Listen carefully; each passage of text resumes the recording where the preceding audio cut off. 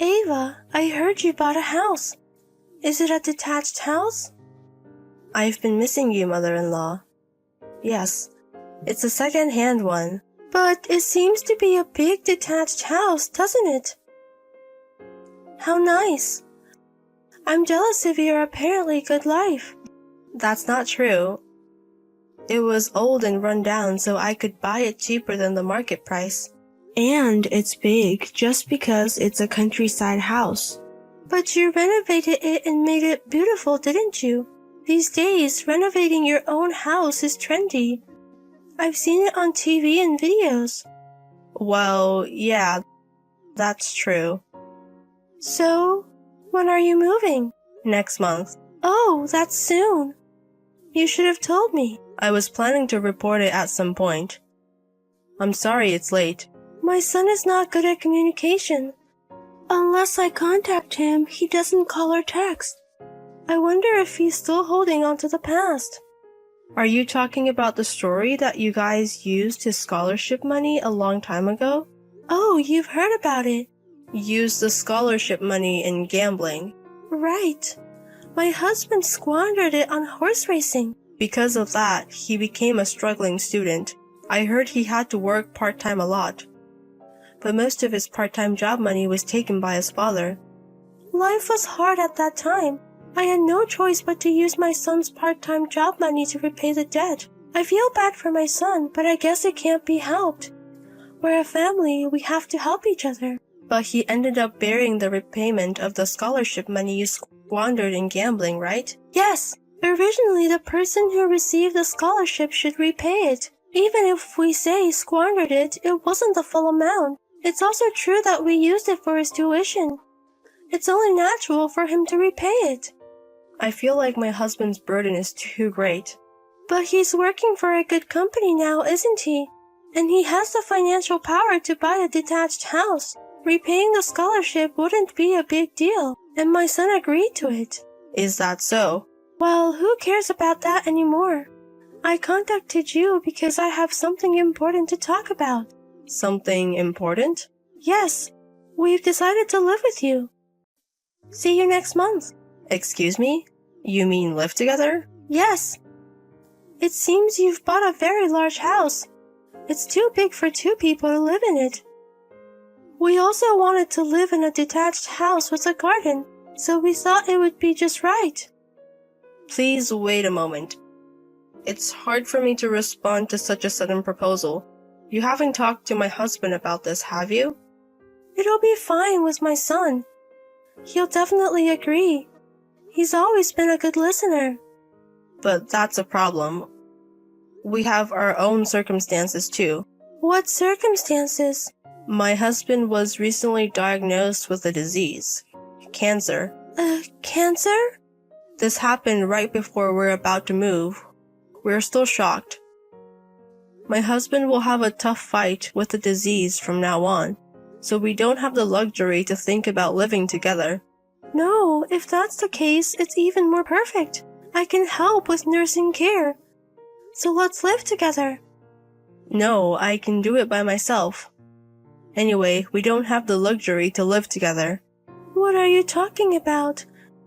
It's hard to take care of him and do housework all by yourself, isn't it? What if you get sick too? If there were more people doing the housework, it'll be easier for you. You can focus on my son's treatment. That might be the case, but... Right? Leave it to me. Let's live happily together. Mother-in-law? What is this terrible state of the house? I was away for just one day and it's like a garbage dump. Welcome back. If you're back, please clean up. The kitchen smells. Please do some of it yourself. And please don't let my husband drive. Now is the time when he's feeling the worst from the side effects. But it was raining, so it can't be helped. We can't go anywhere without a car in such a rural area.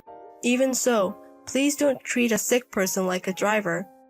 What would you do if something happened to my husband? Ugh, you're so annoying. If you're going to say that much, you should pick up and drop off. Where are you going? You're not working. I'm going to town. There's nothing around here but mountains and rice fields. I'll go senile if I stay in a place like this for long. It's because you're not at home that I'm asking my son to drive me around. I have a job. As you can see, my husband isn't in a condition to work properly, so I have to work for two. Well, thank you for your hard work. By the way, I'm out of money. Next time, please give me about $500. What? You've already used it up? I just gave it to you 3 days ago. That was gone in a blink. It was quickly lost in gambling. Does my father-in-law go gambling too? I wonder, isn't he out drinking somewhere? I haven't seen his face for 3 days. I wonder where he's wandering off to. I hate to say this, but both you and my father-in-law spend too much money. Since we're living together, can't you consider the household a little more? What? You don't like it? If you won't give it to me, I'll ask my son. I'm sure he'll go to the bank or ATM for us. Please don't try to move my bedridden husband. I'll pay the money. Then could you please give each of us $500? So, a total of $1,000? I can't do that. Please bear with half. Don't be stingy. You can afford that much, right? There's a limit to what I can do. Then why don't you let my son retire early? Then he would get a severance pay. My husband loves his current job. He's working hard on his treatment with the goal of returning to work. If he's forced to retire, he may lose his motivation to fight the disease. Please don't say whatever you want. But he won't be able to work again, will he? It's a nuisance to the other employees. He should just quit. Please don't say such things. Neither I nor my husband have given up. I believe that my husband will definitely return to work. It's nice to be young. Life isn't sweet enough to open the way with a believing heart. Ava, I'm going to have a drink before I go home, so I won't need dinner tonight. I see. I can't come to pick you up. Please call a taxi and come back on your own. What are you talking about? You have time because you're off from work. I'm busy. The funeral for my husband is over, but there are still many things to do. Speaking of which, there were a lot of attendees at the funeral. I was surprised that our son had so many acquaintances. He was a shy child. My husband was well liked by everyone. He was a kind person. I think it was his virtue. I really think he was a good man. It's just a shame he didn't live longer. Yes. Anyway, now that the funeral is over, I have to tidy up my son's belongings. You can leave that for now. We'll think about that after the 49 days period. You don't need to wait that long. I want to clean up the room where our son had been bedridden. I want to turn that room into my hobby room. We're not tidying up the room yet. Since it's not used anymore, it should be fine. Besides, it's not your decision to make. I'll think about the future. Others should leave already. What do you mean? Just what it sounds like. My son's not here anymore, so you're a stranger now. You're asking me to leave? Because we're not related by blood. There's no need to live together anymore. The house is my son's memento, so we'll take it. Please leave. I see. Indeed, strangers should leave. Then I'll prepare for the move immediately. That's helpful of you. Then hurry up. Understood. And it seems better to be sooner. Please leave the house by tomorrow. What? What do you mean, please leave? It sounds like you're kicking us out. The one who's leaving is you. No. The ones who should leave this house are you, my mother-in-law and father-in-law. What are you talking about? My son bought this house. We, his parents, will take it. Are you saying that to provoke me? Or are you serious? The primary heir is the spouse, which is me. I'm the owner of this house. If I say you should leave, you should leave. My son would never allow that. He acknowledged that we live here. My husband is no longer here. In other words, there's no one to spoil you anymore. From now on, you will follow my intentions regarding this house. You, as a daughter-in-law, can't you listen to your mother-in-law? Don't you dare talk back to me. I'm different from my husband. I'm not obedient to you. You've been listening well until now. Why are you resisting now? The reason I was obedient until now was for my husband. If I clashed with you, wouldn't it put a strain on my husband? Stress is not good for the body, so I was just enduring it for him. Don't you intend to carry on the will of your deceased husband? Not at all. Leave immediately, or else I'll take legal measures. Legal measures? It means to make clear who has the right to this house. Then you wouldn't be able to interfere. Wait, you don't have to go that far. If you don't like it, please leave quickly. If you resist, I'll resort to legal measures immediately. In any case, you have no choice but to leave. So please, do so sooner. Wait a minute, even if you want to kick us out, it's a problem for us too if you say it out of the blue.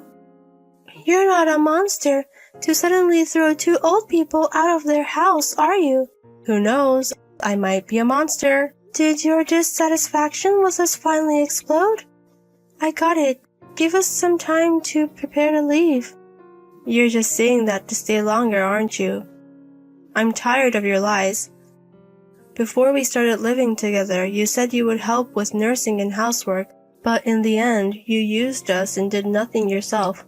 You even used my sick husband without hesitation. I've had a backache recently. I wanted to help. If you have the energy to gamble all day, even with a backache, I think you could have done something. You're always making excuses and being easy on yourself. I'm really fed up. To be honest, I don't want to deal with you anymore. You don't have to say that much. Anyway, please wait a moment. Please, okay? No extensions. I've been patient until now. What is this? All of our stuff is outside. Didn't I tell you to leave by tomorrow? I said there would be no extensions. Are you serious? Are you planning to throw us out? As I told you, mother-in-law, I'm not as lenient as my husband. Because we're strangers after all. But that doesn't mean you have to resort to such drastic measures. That's too much. I'm sure our son would be disappointed in you. No, I don't think so. This is also what my husband wanted. He has already given his consent. How did he give his consent? He's already dead, you know.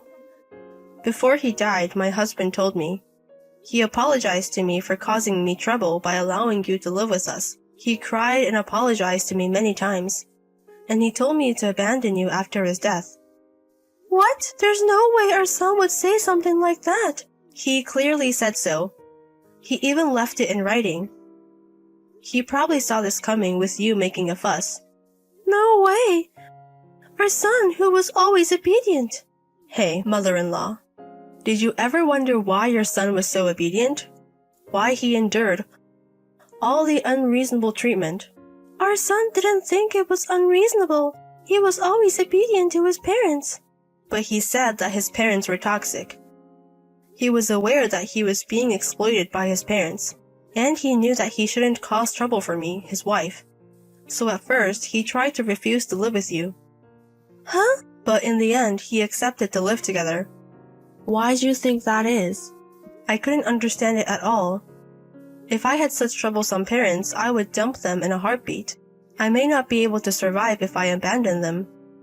But I don't care about that. That's because our son is kinder than you. Exactly. No matter how trashy his parents were, he loved them. There probably is only one person in this world who loves you, but that one person is gone. What are you trying to say? There's no one left in this world who loves you. There's no love between you and your father-in-law, is there? You're just two lonely pieces of trash leaning on each other. What did you just say? Who's trash? But you weren't trashed from the start, were you? Huh? My husband often told me about his memories of when he was a little kid. In the old days, when my husband got sick, you took care of him all night. You used to go on picnics with him carrying a lunchbox going to the zoo. You took him to various places. Did my son tell you that? But you became trash because of the influence of my father-in-law. My husband agreed to live together because he believed in you. You might have had a change of heart.